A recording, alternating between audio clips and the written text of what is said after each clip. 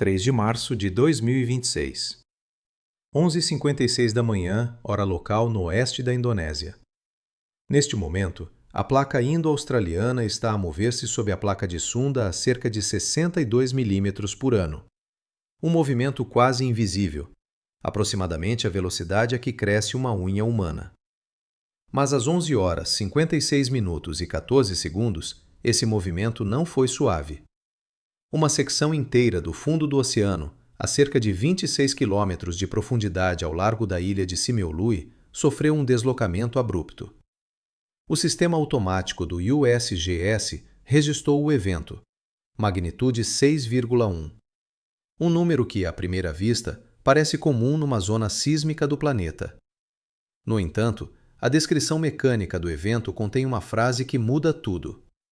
Thrust Fault Mechanism along the Sunda Megathrust Interface. A mesma frase que aparece nos relatórios técnicos do evento que, numa única manhã de dezembro de 2004, matou 227 mil pessoas em 14 países. 3 milhões de pessoas sentiram o tremor desta terça-feira. Janelas vibraram, louça caiu de prateleiras, armários oscilaram contra as paredes. Na pequena cidade costeira de Sinabang, um homem de 50 anos chamado Ahmad saiu para a rua ainda descalço. Eu estava em casa quando começou, disse ele à AFP minutos depois. A casa inteira abanou. Pensei que fosse pior. Mas o tremor durou apenas alguns segundos. Às 12 horas e 4 minutos, os primeiros relatórios do BMKG, a Agência Geofísica da Indonésia, já estavam online. Às 12h18, o diretor interino de sismos e tsunamis, Rahmat Triono, confirmou o mecanismo. Falha de empurrão. Evento tectônico na interface de subducção. Sem potencial de tsunami. Um único pós-abalo registrado. Magnitude 3,2. O evento recebeu um marcador verde no sistema global de alerta. Um ponto no mapa. Nada mais. Antes do pôr do sol, a notícia tinha desaparecido dos feeds internacionais. Mas os dados não desapareceram, porque o epicentro deste sismo não estava isolado. Estava colocado exatamente na borda norte de uma das maiores acumulações de energia tectônica do planeta. Uma secção de 300 quilômetros da falha Sunda Megathrust, conhecida pelos geólogos como Mentawai Siberut Gap. Uma zona bloqueada há 229 anos. A última vez que esta secção libertou energia significativa foi em 1797. Desde então, duas placas tectônicas continuam a empurrar-se uma contra a outra todos os dias. 60 a 65 milímetros por ano. Década após década. Século após século. Como uma mola comprimida lentamente, os modelos geofísicos indicam que esta secção já acumulou cerca de 10 metros de potencial deslocamento. Energia suficiente para um sismo de magnitude 9,0. E diretamente no caminho dessa energia acumulada encontra-se Padang. Uma cidade costeira com mais de 1 milhão de habitantes construída numa planície estreita entre o Oceano Índico e as montanhas de Sumatra. Em cenários modelados pelo UGSS e pelo BMKG, o tempo entre a ruptura da falha e a chegada do primeiro tsunami é de 20 a 30 minutos. 20 minutos para mover 1 milhão de pessoas. 20 minutos para fugir de uma parede de água que pode ultrapassar 10 metros de altura. E na terça-feira passada, a falha voltou a mover-se. Apenas um pequeno impulso. Um lembrete quase imperceptível do mecanismo gigantesco que permanece carregado debaixo do fundo do mar. Isto não é um processo lento. Está a acontecer em tempo real. Neste exato momento, a mesma interface tectônica continua a acumular tensão. O que os cientistas encontraram nos dados desta semana mostra algo inquietante. A região onde o sismo de magnitude 6,1 ocorreu está posicionada exatamente sobre a borda norte do segmento bloqueado. Em linguagem tectônica, isto chama-se transferência de estresse. Um pequeno ajuste numa extremidade pode alterar o equilíbrio de forças em toda a falha. E quando se olha para um mapa completo do sistema Sunda Megathrust, percebe-se que quase todas as outras secções já romperam desde 2004. quase todas, exceto uma. Para perceber o que realmente aconteceu às 11 horas 56 minutos e 14 segundos de 3 de março de 2026, é preciso afastar a câmera até a escala de toda a bacia do Oceano Índico. Aqui, ao longo de mais de 5.500 quilômetros de fronteira tectônica, a placa indo-australiana mergulha sob a placa de Sanda num processo chamado subducção. Os dados de geodesia por GPS mostram que este movimento ocorre a uma velocidade média entre 60 e 65 milímetros por ano. Mas essa velocidade não se distribui de forma uniforme. Ao longo da falha, existem segmentos bloqueados, zonas onde o atrito mantém as placas presas durante séculos, enquanto a pressão aumenta silenciosamente. O Sunda Megatrust é uma dessas máquinas tectônicas. Às 11 horas 56 minutos e 14 segundos, sensores sísmicos espalhados pelo planeta captaram a primeira onda P do evento. A estação sismológica GS1 de Sumatra registrou a chegada às 11 horas 56 minutos e 21 segundos. 7 segundos depois, as ondas S começaram a propagar-se através da crosta, amplificando o movimento à superfície. O SGS localizou o epicentro a aproximadamente 65 km a sudeste de Sinabang, na ilha de Simeulue. Profundidade inicial, 26 km. Mecanismo focal preliminar. Compressão oblíqua típica de subducção. O BMKG da Indonésia publicou uma estimativa inicial ligeiramente superior, magnitude 6,4, baseada na amplitude regional das ondas sísmicas. Essa diferença aparentemente pequena, 0,3 de magnitude, representa na realidade quase o dobro da energia sísmica libertada.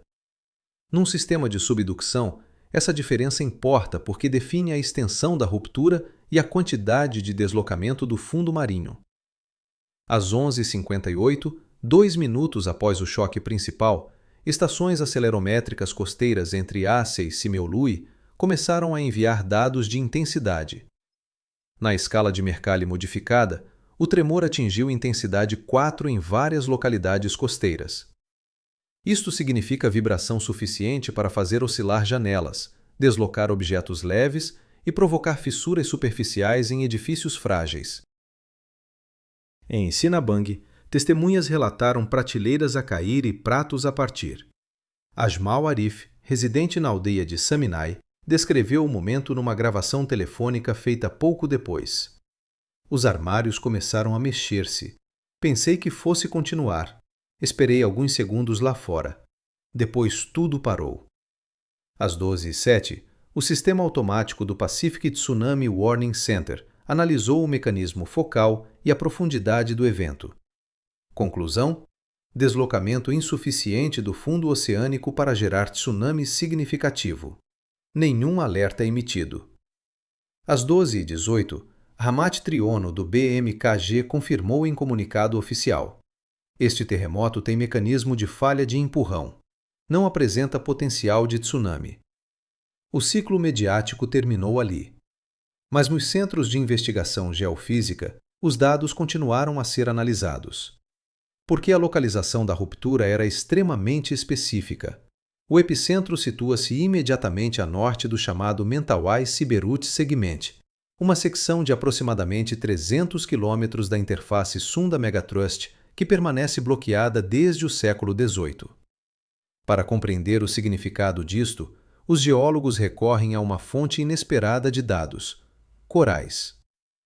Ao longo das ilhas Mentawai, estruturas de coral chamadas microatóis crescem ao nível da maré baixa e preservam um registro extremamente preciso da elevação ou subsidência da crosta terrestre ao longo de séculos.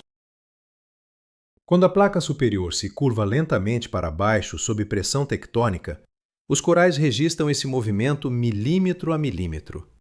Estudos publicados por equipas do USGS e do Caltech mostram que os microatóis nas Mentawai documentam mais de 10 metros de subsidência acumulada desde os grandes sismos de 1797 e 1833. Em termos tectônicos, Isso significa que o sistema continua carregado.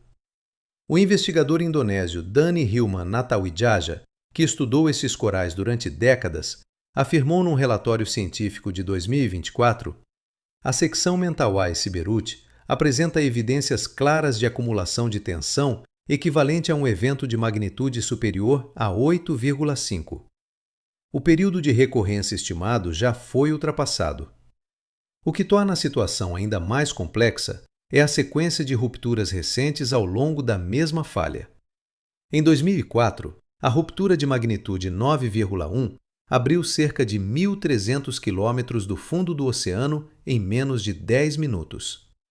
Em 2005, o sismo de Nia Simeulue, magnitude 8,6, rompeu mais 400 quilômetros imediatamente a sul. Em 2007, dois grandes eventos, magnitudes 8,5 e 7,9, atingiram as Ilhas Mentawai. Cada um destes sismos libertou parte da tensão acumulada, mas deixou intacta precisamente a secção central entre Siberut e Pagai. Um espaço vazio no mapa sísmico, um gap. Em tectônica de subducção, gaps sísmicos são considerados candidatos naturais para futuros megassismos. E é aqui que surge um detalhe que preocupa muitos geofísicos. Nem todos os sismos gigantes produzem tremores violentos. Em 25 de outubro de 2010, um evento de magnitude 7,8 ocorreu na extremidade sul deste mesmo sistema. A maior parte da população quase não sentiu nada. Alguns residentes nem sequer saíram da cama. Mas o fundo marinho deslocou-se lentamente sob sedimentos macios próximos da trincheira oceânica, empurrando uma enorme massa de água. 15 minutos depois, um tsunami atingiu as Ilhas Mentawai. Na ilha de Sibigal, o run-up ultrapassou 16 metros, o equivalente a um edifício de 4 andares. A aldeia de Betul Monga foi completamente destruída. Mais de 500 pessoas morreram. Cerca de 20.000 ficaram deslocadas. 2 dos sensores DART de tsunami instalados após 2004 estavam vandalizados e não transmitiram dados. Mesmo que estivessem funcionais, as ondas teriam chegado em menos de 15 minutos. Um intervalo demasiado curto para comunidades sem eletricidade, sem telemóveis e sem estradas para terreno elevado. Esse evento de 2010 rompeu apenas a borda sul do sistema bloqueado. O núcleo do Mentawai-Siberut Gap permaneceu intacto, e às 11h56 da manhã de 3 de março de 2026, a borda norte voltou a mover-se. Para os geofísicos que estudam a margem ocidental de Sumatra, o sismo de 3 de março de 2026 não é um episódio isolado. É apenas mais um pulso num ciclo tectônico que se repete há séculos. O registro histórico desta costa começa muito antes da era dos satélites ou dos sensores digitais. Em 10 de fevereiro de 1797, documentos coloniais holandeses descreveram um enorme terremoto seguido por ondas que atingiram as ilhas Mentawai e a costa de Sumatra. Estudos modernos estimam que esse evento teve magnitude aproximada de 8,5. 36 anos depois, em 25 de novembro de 1833, outro grande sismo, possivelmente magnitude 8,8, rompeu uma longa secção da mesma falha mais a sul. Estes dois eventos são a chave para compreender o sistema atual, porque quando os geólogos sobrepõem os mapas históricos de ruptura com os dados sísmicos modernos, aparece um padrão quase geométrico. Grandes segmentos da falha rompem-se em ciclos de aproximadamente 200 a 300 anos. O Mentawai-Siberut Gap está exatamente dentro desse intervalo. Os microatóis de coral mostram que desde o século XIX, a placa superior continua a curvar-se lentamente para baixo sob compressão. Cada milímetro registrado nesses esqueletos calcários é um indicador direto da energia que permanece armazenada na interface tectônica. Modelos numéricos desenvolvidos por equipas do USGS e da Universidade de Andalas sugerem que o potencial de deslizamento acumulado neste segmento já ultrapassa os 10 metros. Num evento de ruptura completa ao longo dos 300 quilômetros do gap, isso corresponde a um terremoto na ordem de magnitude 8,8 a 9,0. A energia libertada seria comparável à do desastre de 2004, e a geografia da região amplifica o risco. A cidade de Padang, com mais de 1 milhão de habitantes, está construída numa planície costeira baixa, composta em grande parte por sedimentos aluviais jovens que amplificam ondas sísmicas. O terreno elevado mais próximo fica a vários quilômetros do centro urbano. Simulações conduzidas após o terremoto de 2009 indicam que a evacuação total da cidade exigiria entre 90 e 120 minutos em condições ideais. Mas num cenário de megatrust, o tempo disponível antes da chegada do tsunami seria de apenas 20 a 30 minutos. Os números tornam-se brutais quando colocados lado a lado. 1 milhão de pessoas, 20 minutos, estradas estreitas e um oceano que pode deslocar-se a mais de 700 km por hora. Após a catástrofe de 2004, a comunidade internacional financiou a instalação de 22 sensores DART no Oceano Índico, sistemas capazes de detectar pequenas variações de pressão no fundo marinho e transmitir dados por satélite em minutos. Estes sensores foram projetados exatamente para cenários como o de Sumatra, um grande sismo submarino seguido de tsunami próximo da costa. Mas manter esta rede revelou-se mais difícil do que construí-la. Cada boia exige manutenção anual estimada em cerca de $50 mil. Entre vandalismo, roubo de componentes e cortes de financiamento, todos os 22 sensores estavam offline em 2012. Em 2016, durante um sismo próximo de Padang, o porta-voz do BMKG Sutopo Purwo Nugroho confirmou publicamente: nenhuma das boias DART estava operacional. Hoje, a Indonésia mantém oficialmente 2 boias funcionais para monitorizar milhares de quilômetros de fronteira tectônica. 2 sensores para uma das falhas mais perigosas do planeta. E mesmo estes não resolvem a equação temporal. Em cenários de ruptura do Mentawai-Siberut Gap, as primeiras ondas atingiriam as ilhas Mentawai em 5 a 10 minutos. A costa continental de Sumatra teria talvez meia hora. Meia hora para reconhecer o perigo, transmitir alertas e deslocar populações inteiras para terreno elevado. O geólogo Brian Atwater, do US Geological Survey, que estudou os sedimentos de tsunami nesta região durante décadas, resumiu o problema numa frase citada frequentemente em workshops científicos: Padang é um lugar onde o próximo sapato ainda não caiu. E o contexto humano torna o sistema ainda mais frágil. Quando o sismo de 3 de março de 2026 ocorreu, a província de Aceh ainda operava sob estado de emergência, devido às cheias de dezembro de 2025.